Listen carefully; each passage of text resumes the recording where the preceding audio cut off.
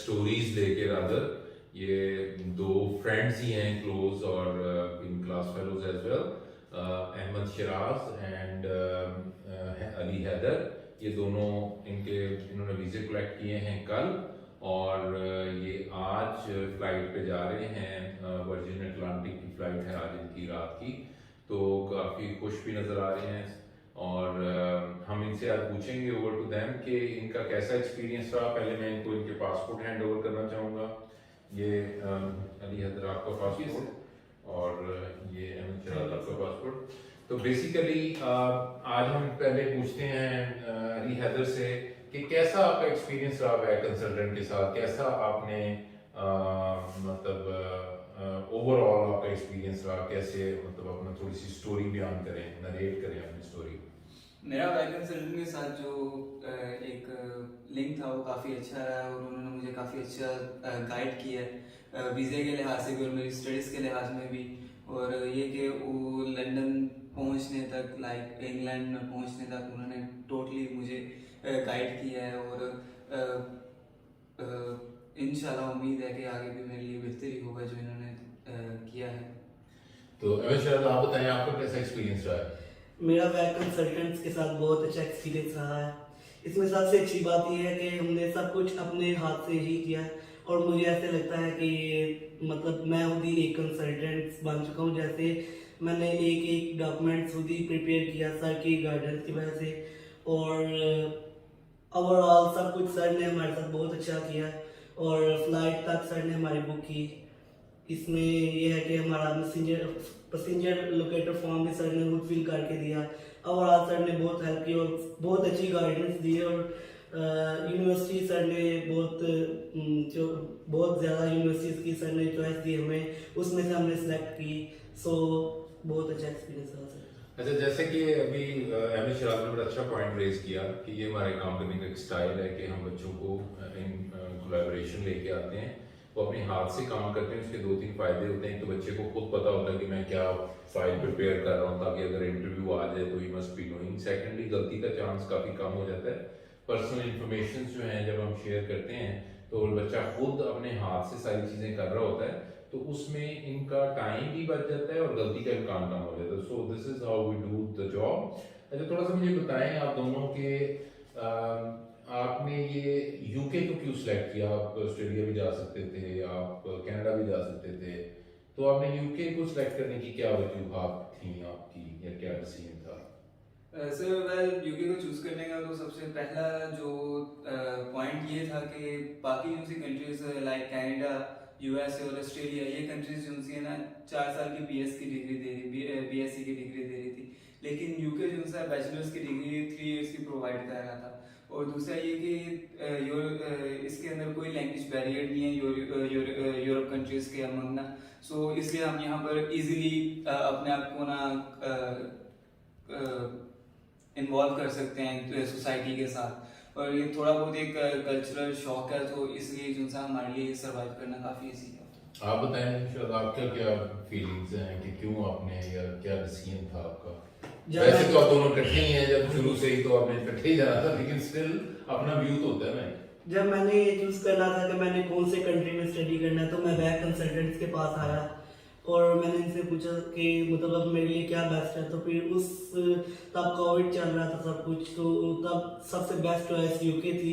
Sir ने guide किया कि यूके ही बेस्ट है अकॉर्डिंग टू ऑस्ट्रेलिया और कनाडा, और मेरे बजट के अकॉर्डिंग सब कुछ ये उस पर यूके ही बेस्ट था।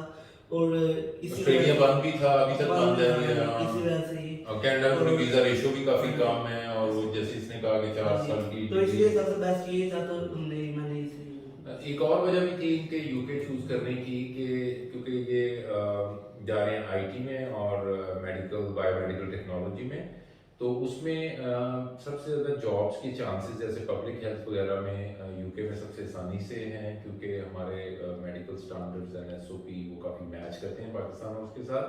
तो they have a greater opportunity and greater chances of getting a formal white collar job in UK. तो बेसिकली अब हम इनसे ये पूछना चाहेंगे कि ये आपने यूनिवर्सिटी किस तरह और क्यों चूज़ की, क्या वजूहत थी। बच्चों को बताएं कि जो जाना चाह रहे हैं, अब आपको देख के कई इंस्पायर होंगे, तो आप क्या समझते हैं जब यूनिवर्सिटी चूज करनी है तो किन पॉइंट्स का ख्याल रखना है जिसमें फिर आपको आगे जाके आसानी हो? बेसिकली मैंने जो यूनिवर्सिटी चूज़ किया वो on campus London Southbank university है। और यूनिवर्सिटी चूज़ करने के लिए सबसे पहले मैंने उसकी रैंकिंग को चेक किया कि ओवरऑल लंदन के अंदर उसकी रैंकिंग क्या जा रही है, उसका स्टूडेंट वर्किंग रेशो क्या है, और दूसरा ये कि वो अपने स्टूडेंट को किस तरह सहूलतें दे सकती है और उनके लिए कितना इन्वेस्ट कर सकती है। सो इस लिहाज में इन चीज़ों के अंदर ये भी हमने सोचना ही था कि हमारा जो सा ना बजट सेटल हो उस यूनिवर्सिटी के साथ। इसी दौरान सर बैक कंसल्टेंट ने मुझे LSBU की ऑफर की कि आप उधर जाएं, और उन्होंने मुझे सजेशन दी कि आप LSBU को ज्वाइन कर लें। सो बेसिकली वो काफ़ी ही मेरे लिए अच्छी थी, मतलब मेरे बजट में सेट हो रही थी, और साथ ये कि उसकी डिग्री की वैल्यू भी काफ़ी अच्छी थी और उसकी रैंकिंग जो सी यूके के अंदर वो भी काफ़ी अच्छी थी। सो इस वजह से मैंने LSBU को चूज़ किया। So over to you, Ahmed. What was your point of selection? सबसे पहले इसमें ये होता है कि हमने जब भी यूनिवर्सिटी को चूज़ करना होता है तो हमने देखना होता है यूनिवर्सिटी कौन सा कोर्स स्पेशल है उनमें। यहाँ पे जैसे मैंने LSBU सेलेक्ट किया तो इसमें कंप्यूटर IT के लिए स्टूडेंट सेटिस्फेक्शन रेट 99% था, तो इसी वजह से, और दूसरी वजह स्पेशल थी IT के लिए, so that's why I choose LSBU।